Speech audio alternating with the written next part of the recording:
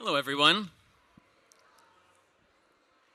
Adi Negev, Nachalat Iran, is a 40-acre rehabilitation village, an oasis in the middle of the Negev. It was founded by Major General Reserve Doron Almog, and the goal, the mission, has always been to empower, to enhance the lives of those living with and touched by disability. But there is an underlying submission that is so important. Doron Almog wanted to make sure that his son, Eran, who was born with multiple severe disabilities on the autism spectrum, was not left behind. And he saw that his child was going to be left behind. He saw that at the time that he was looking to found this village, in the 80s and 90s, not so long ago, there was a stigma associated with disability so severe that children like his son Eran were being pushed into institutions. The only way to combat this, he believed, was to create a village. It would take a village, an actual village filled with people of all backgrounds, all levels of ability, to come together to put those with disabilities in the center and to build around them. And in doing so, what he created is he created an entirely new dynamic, a new norm. And this new norm is a focus on the reality of disability. There is a comedian, his name is Josh Blue, if you're familiar. Josh Blue has CP, cerebral palsy, and at the end of all of his sets, he always says, "You should know, I joke about my disability because it's important for it to be forefront, right in the front for you guys, because the disability community is the largest minority in the world, and you can join it at any time." That is the reality of October 7th. Very often, the difference between being part of the disability community and not being part of the disability community is one bad day. October 7th was a horrible day. And since October 7th, there have been 20,000 plus physically war-wounded people in Israel. 20,000 plus. Of them, 4,000 plus are going to be living with their disability for life. Of them, 2,000 are brand new amputees. This reality of disability is staring us in the face. And this reality, again, is that because we are human, the reality of human frailty is that every last one of us is going to be touched by disability at some point in our lives. It is just the facts. Whether we are like Doron Almog and we are living with disability for life, or we have a heart attack, God forbid, a car accident, we're a victim of terror, we're an IDF soldier who is hurt during training or during wartime, or we just have the great blessing of growing old. At some point in time, you're going to need all the rehabilitative resources that exist at Adi Negev Nachalat Iran. And those who are living with disability for life and those who are in our rehabilitation hospital on campus empower each other. They're at different parts of this spectrum, but they're on this spectrum of disability. I'm going to quickly tell you the story of two such individuals.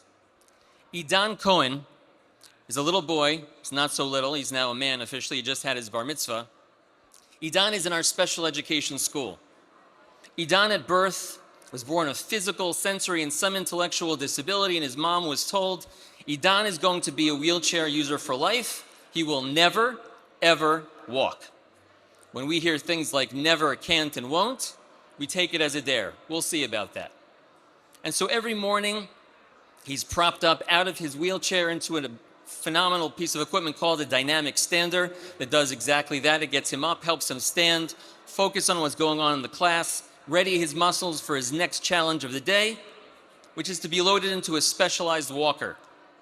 This specialized walker starts with a pair of shoes. It is fitted for him specifically. It is an individualized piece of equipment. As he grows, it grows with him, with pivot points on an exoskeleton at the ankles, knees, and thighs, supports underneath the arms. He's loaded into this piece of machinery that was made for him, and the little boy who was told that he would never, ever walk, every morning runs out of the classroom and goes and says, Boker Tov, good morning, to everyone in the hallway and everyone in all the different classrooms. There is no such thing as a child who doesn't have potential. It's all about being the right family with the right resources. And thanks to Jewish National Fund USA, Adi Negev Nachalat Iran is always the right family with the right resources. That's Idan. There's a young man, his name is Ron Vaknin. Ron is an elite soldier who actually survived the attack on the Supernova Music Festival site. He was there taking a day off from service.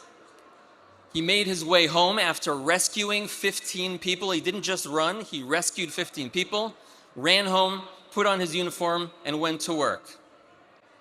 And in February of 2024, he was deep in the trenches. He was going to reach a credible threat. They were told there was a cache of weapons, 4 houses in a cul-de-sac. As they approached, they heard some commotion over the ridge, and a terrorist detonated all 4 houses that were full of explosives. Ron, being the hero that he is, turned his body to shield his brothers, and all of the shrapnel, nearly 100 pieces of shrapnel, entered his spine, from the back of his neck all the way down to his shins. He was airlifted, immediately taken to a hospital. Doctors went to work. A surgeon had a full day of work with him. At the end of it all, the surgeon came out looking for his father, extended his hand with the biggest smile on his face, said, "I don't know what to tell you, but I needed to meet you. You are the father of the luckiest man on the planet." 100 pieces of shrapnel, and they all came out like I was taking bits of metal out of Jell-O. Quickly, one after the other, very complicated surgeries were made super simple, and all of a sudden, it was all over, I was done. It looks like not only is he going to walk again, but he should run, he should be able to fight, he'll be great. Unbelievable stuff.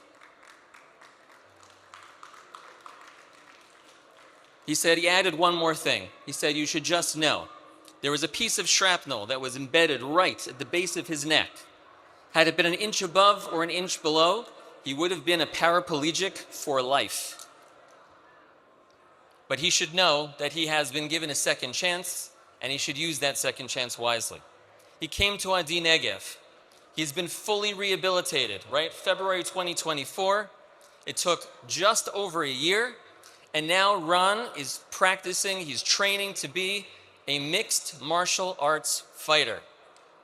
Not only is he physical, can he walk, can he run, can he jump, he plans on throwing people around in the ring. If you ask him, what was it that got you back to this place? He would say, well, it was, of course, all the amazing things at Adi Negev. It was the hydrotherapy pool. It was the physical therapy. It was the occupational therapy. It was all the smiling faces. It was all the amazing things. But if you push him, if you drill down with him, and you ask him, really, what was the one thing that you can say was your secret weapon to recovery? He would say, it was Idan.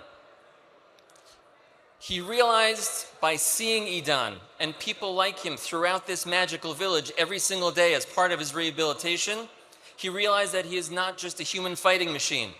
He is a human who has human frailty on the spectrum of disability. It is a real thing. And Idan sees strength through people like Ron. He's not alone. People who are big and strong also have disability, need help. And that's what we're doing in the Negev. We're building community, we're healing, we're building hope, and we're making sure that our humanity is always on full display. Thank you so much.